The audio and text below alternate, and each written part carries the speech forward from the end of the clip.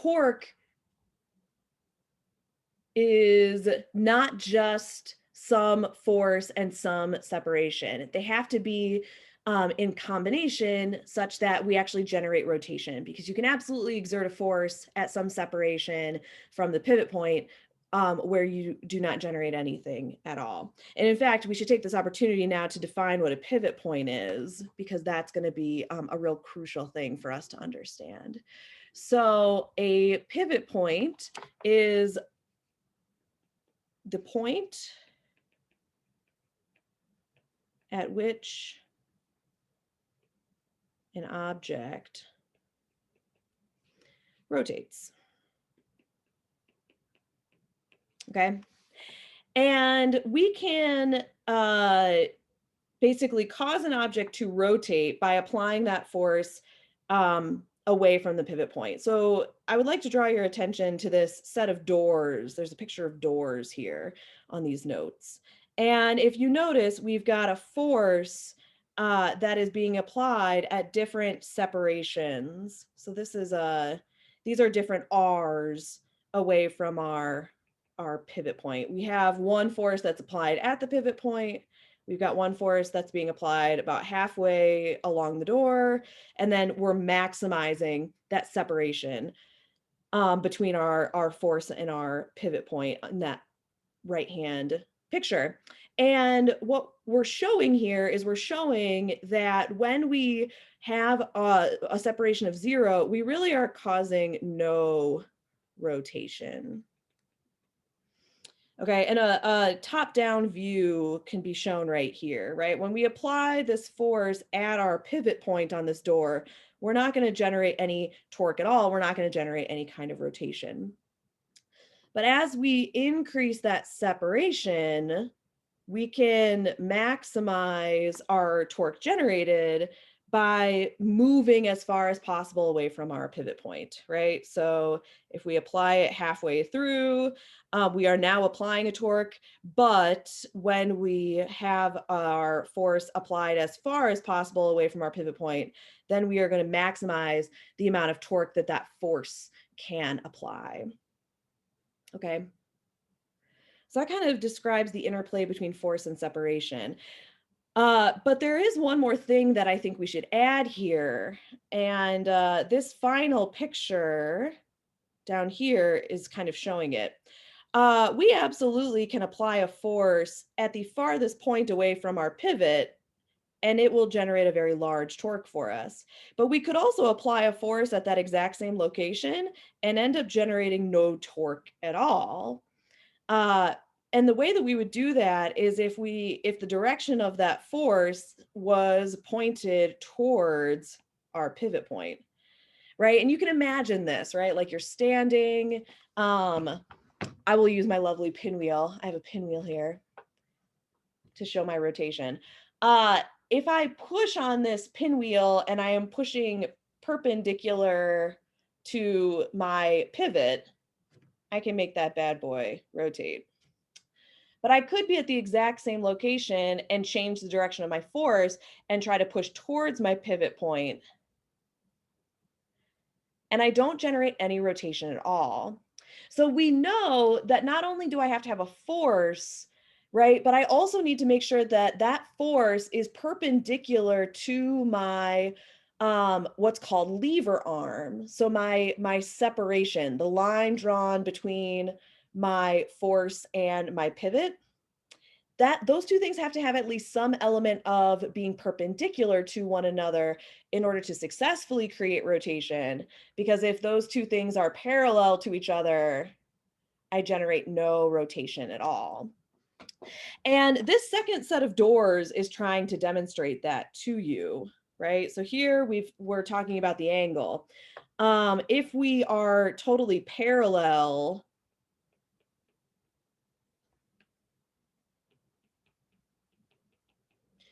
but with our force, the direction of our force and our lever arm, we're not going to generate any rotation.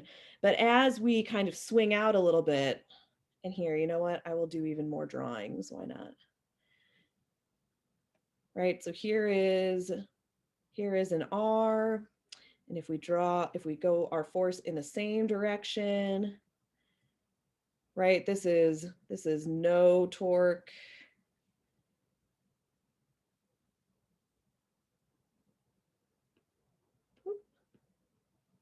And if we start to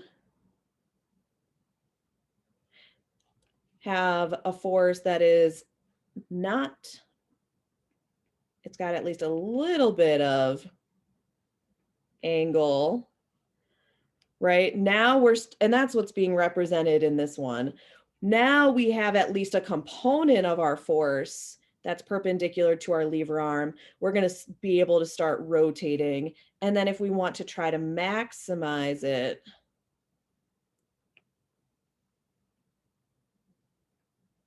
then we would try to maximize our perpendicularness, right? Like this would give us our max torque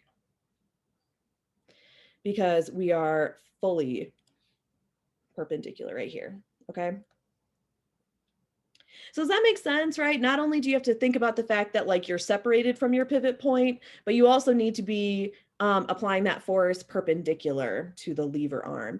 So we actually can account for that in our equation by adding a sine of theta here. So that this equation reads as torque is equal to force times separation times sine of theta, right? And sine of theta is only there to remind you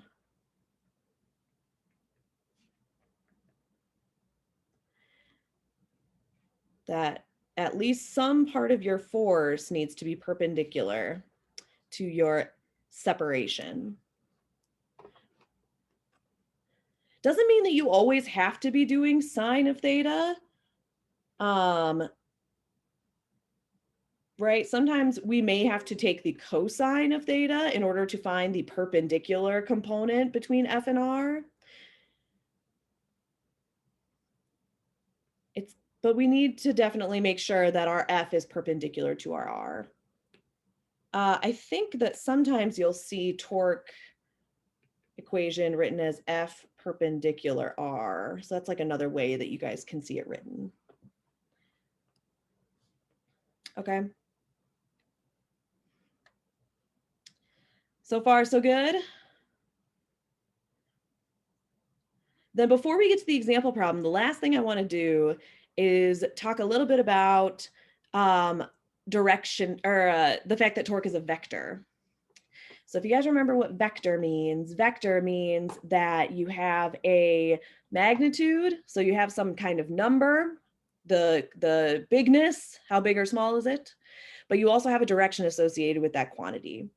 And torque is a vector. So we are going to care about how much torque we are exerting. Oh, by the way, I almost forgot. We measure torques. We measure torques in Newton meters. Newtons times meters. That's how we measure a torque. So we want to, so torque is a vector, meaning we care how many Newton meters we have. But we also are going to care whether or not that torque is going to cause us to rotate clockwise or rotate counterclockwise. Okay, because things going clockwise are considered to be the opposite direction of things going counterclockwise. So we're going to use positives and negatives to differentiate between those two. So let's look at an example. Let's say that you have perhaps some kind of door or other lever arm, and we apply a force at the end of it, and we apply that force to the left. This will most certainly generate some kind of torque. So this thing is going to rotate. Would this rotate clockwise or would this rotate counterclockwise? If we think about this dot being our pivot point, and our force is applied at the end and it's applying to the left, that should cause this thing to start to spin in a, oops, oh, come on, in a counterclockwise direction.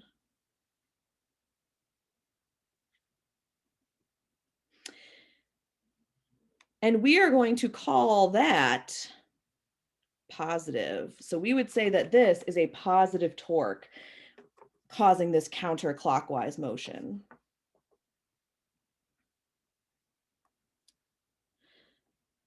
Now, if we draw the same door or other lever arm, but let's have our force applied to the right instead of to the left, we would also be generating a torque. However, this one would make us go in a clockwise direction, right? Having the same lever arm, but now we're pushing the other way. That's going to make us go clockwise. And we are going to call this clockwise direction the negative direction. So we would say that this is a negative torque because it's going to make us go clockwise.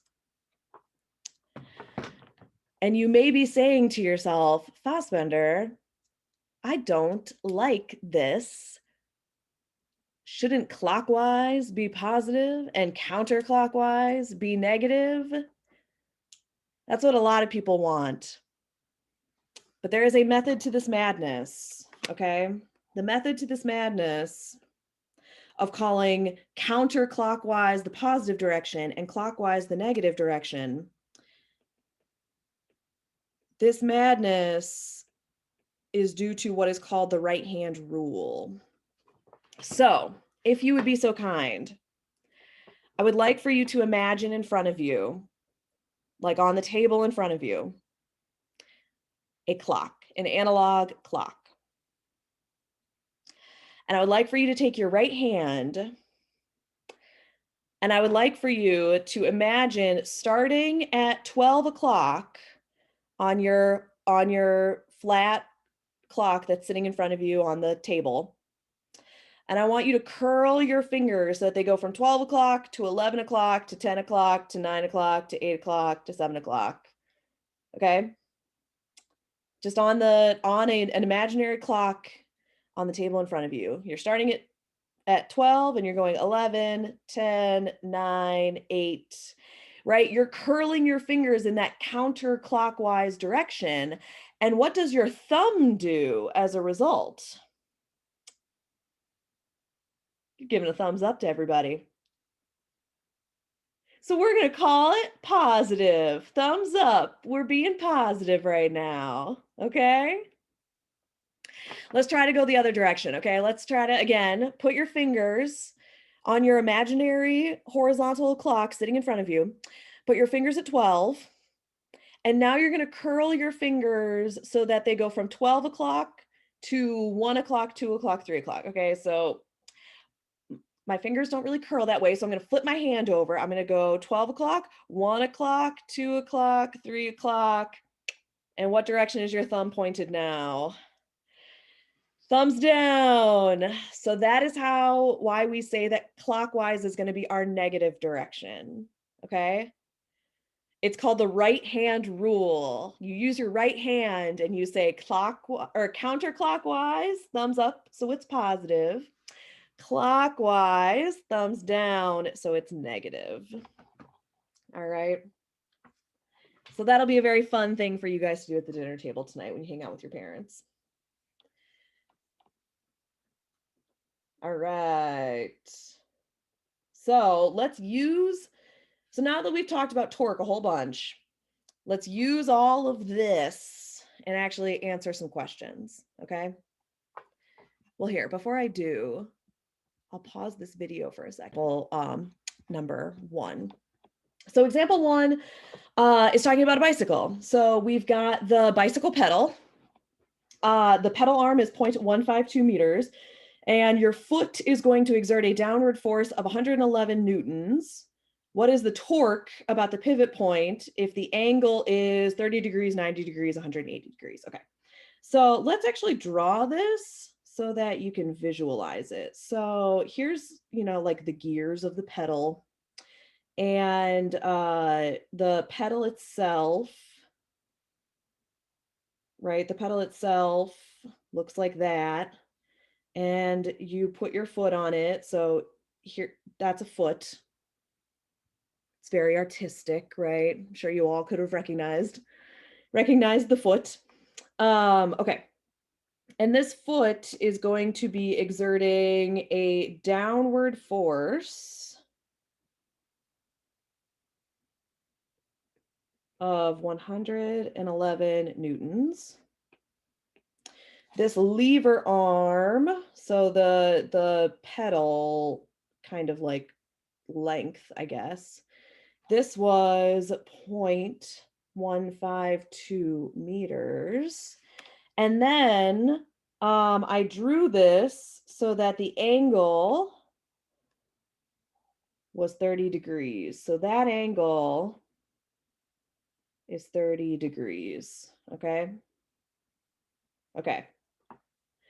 Right? So can we visualize this? Can we visualize that this is the part of the biking that we're at? We kind of like took a snapshot when the foot is right there. Okay. And we just want to know, what is the torque? Well, we know that torque can be calculated by FR sine of theta. So they tell me that my force is 111 newtons. They tell me that my R is 0.152 meters. And then I'm going to verify that the sine of theta will in fact give me the perpendicular component of my force. So if I imagine my force as the hypotenuse of a right triangle, there it is, right triangle. So if you imagine that force as the hypotenuse of a right triangle, would the sine of theta give me the leg of the triangle perpendicular to my lever arm? So I can zoom in. So here we go, right? So I drew it in green. There's my right triangle. Would the sine of theta, so would going to the opposite side of my theta, is this perpendicular to my lever arm? Yes. And so I'm all good using sine of 30 to find the part of this force that is actually generating the torque. So if you punch this into your calculator, 111 times 0.152 times sine of 30, you are going to get a magnitude of 8.44 Newton meters as the magnitude of your torque. But we just talked about the fact that torque is a vector. So we care if our torque is going to be counterclockwise or clockwise. And let me ask you, is this going to be counterclockwise or is it clockwise? I think this is going to be clockwise. We're moving this pedal clockwise around this bike gear. So if we're clockwise, then we're talking negative numbers. So we would say that this torque is going to be negative 8.44 Newton meters. All right.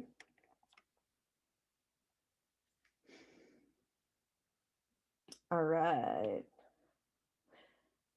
Now, this problem is largely the same for part B and part C, except for we've just changed up where our pedal is.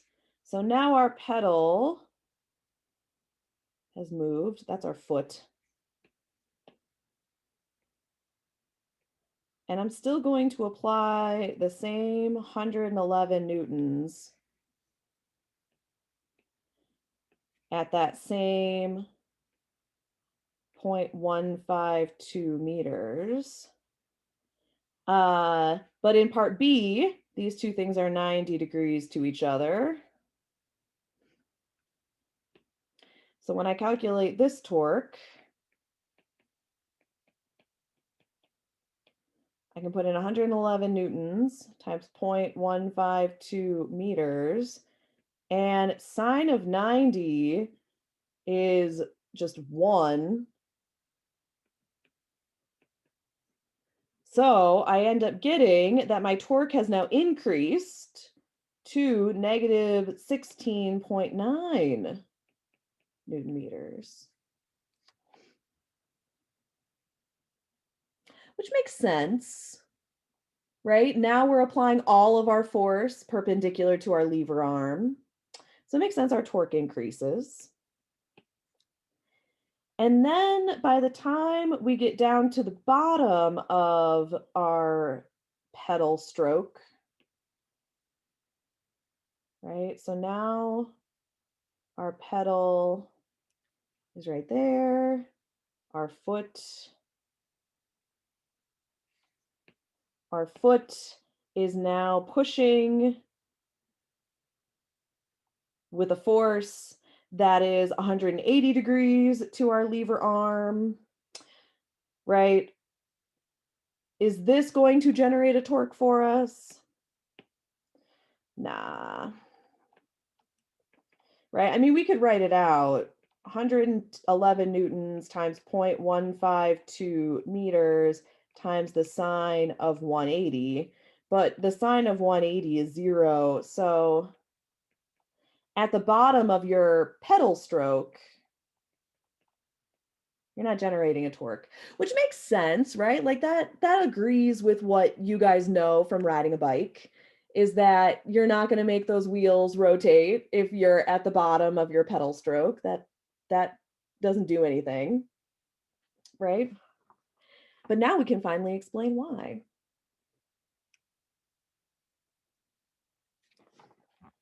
All right, I'm going to pause the recording again. People can hear this if they listen to it later. The rest of your homework is going to use this idea of torque and calculating torques, and it's going to use it in combination with this idea of static equilibrium.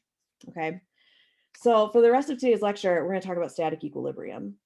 And static equilibrium is the state where an object does not accelerate linearly or rotationally. And we're already a little bit familiar with this idea of equilibrium just from doing Newton's first law. We did Newton's first law back in first semester, and it talked about the fact that when your forces sum to be 0, right, you have no linear acceleration. Okay, we spent quite a bit of time talking about that. But now we need to consider the fact that things not only accelerate linearly, right, which means like back and forth. Oh, by the way, I'm gonna put in AKA transverse. No, sorry, translational. Translational. They love to use linear and translational as synonyms. So I'm trying to get used to writing both of those for you guys so that you'll know what those words mean. Okay, but now we have to consider the fact that something can be in translational equilibrium and yet still speed up via rotation. Dang it. Come on, little pinwheel. All right, this pinwheel is at rest. Now this pinwheel is spinning. The center of the pinwheel is in translational equilibrium, aka linear equilibrium, right? Because that's not moving. That's an equilibrium. That abides by Newton's first law. However, me applying some force at some separation has caused it to begin to accelerate through rotation, whether it's speeding up or it's slowing down. Okay, so we now have two conditions for equilibrium. We must not only have a net force of 0, but we must also have a net torque of 0 so that we have no rotational acceleration. All right. And that's what your lab was getting at, right? In your lab, you had some kind of lever and it had a pivot point. And we had to, in the lab, in order to accurately collect the data that we were asked to collect, we needed to take the clockwise torque that was being generated on the left-hand side of your lab setup, and we needed to counter it with an equal negative torque on the right-hand side of the lever arm, so that together we had a net torque of 0. And that meter stick just hung out in a horizontal configuration, okay? So I have an example for us to work through where we use this idea of net torque being 0 for an object at rest in order to actually solve a problem. So let's go to example 2. A 40-kilogram child and a 30-kilogram child sit at either end of a 2-meter seesaw. Where along the seesaw should the pivot point be located to produce rotational equilibrium? Okay, rotational equilibrium meaning it does not accelerate. Okay, no rotational acceleration. So let's draw a picture to kind of visualize this problem. So here we have a seesaw. At one end of the seesaw is a 40-kilogram child. And at the other end of the seesaw is a 30-kilogram child. And we know that this seesaw is 2 meters long. Okay, so that covers all the information that we get out of the first sentence in this example problem. Where along the seesaw should the pivot point be located to produce rotational equilibrium? So we're always very tempted to say, put the balance or the pivot, put it in the middle, right? But if one kid is bigger than the other kid, would putting the balance in the middle keep us rotationally at rest? No, right? Because we would say, hey, this kid over here is exerting a downward force. In this case, it's the kid's force of gravity that is larger than this kid's downward force, which comes from his force of gravity. And so by putting our pivot point directly in the middle, we would say that this force is going to cause more torque than this force. And we would expect to see this thing start to rotate counterclockwise. So this would start to rotate in a positive direction. So we know that this thing is not going to be, ooh, no way, don't do that. We know that this pivot is not going to be in the middle. Should it skew closer to the heavy kid or should it skew closer to the lighter kid? Yeah, are we pointing towards the heavy kid? Get it a little closer to the heavy kid. Make it more like over there. Okay, so that this kid with his bigger force has a smaller lever arm. We're going to give the bigger lever arm to the kid with a smaller force. Now, do we know this? No, this is what we're going to try to find, okay? We're going to call it R. Do we know this? No, but we do know that it is whatever's left over, right? If we're saying that this distance is R, from the big kid to the pivot. That means that from the pivot to the little kid is whatever's left over. So that's 2 minus r, or sorry, 2 minus r. That's going to be whatever, that's going to be this thing. Okay. So have we adequately visualized this problem? I hope so. Because what we shall now do is we shall now say that the torques that these two kids generate, it's the torque of the 40 kilogram kid minus the torque of the 30 kilogram kid, right? Because this 40 kilogram kid is going to generate a counterclockwise torque. So we would say that one's positive. This 30 kilogram kid is going to generate a clockwise torque. So we're going to say that that kid's torque is negative. That's why we're going to say torque of the 40 minus torque of the 30. Now we said that for us to be in rotational equilibrium, that net torque has to be 0. So we're going to substitute in 0 as our net torque. And then we're going to calculate these torques. So torque is FR sine of theta. The F for the 40 kilogram kid is the FG of that 40 kilogram kid. So it's going to be 40 kilograms times 9.8 meters per second squared. That's the FG. The R is R. We don't know what it is. And the angle between this kid, his force of gravity, and the seesaw is 90 degrees. Okay, so all of this calculates the torque of that 40 kilogram kid. From that, we shall subtract the torque of the 30 kilogram kid. So the force he is applying is his force of gravity. So we will calculate that as 30 times 9.8 meters per second squared. His force is going to be applied at some separation 2 minus r from the pivot point.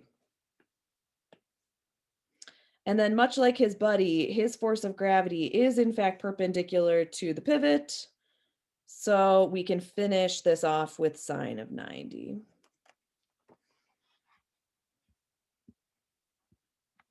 Okay. So all of this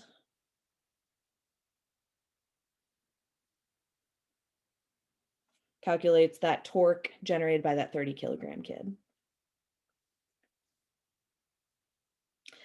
And now I'm going to speed it up because from here the physics is done. Now it's just algebra.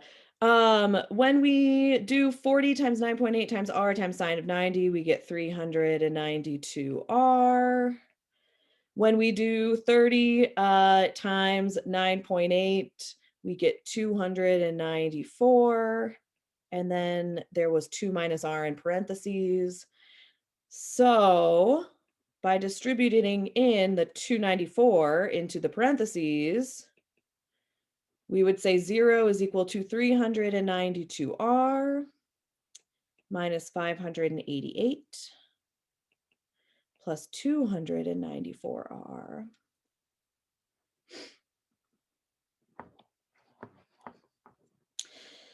Now, if I add that 588 to the other side, and then I gather those r's together, I would end up with 588 equals 686r. And then dividing both sides by 686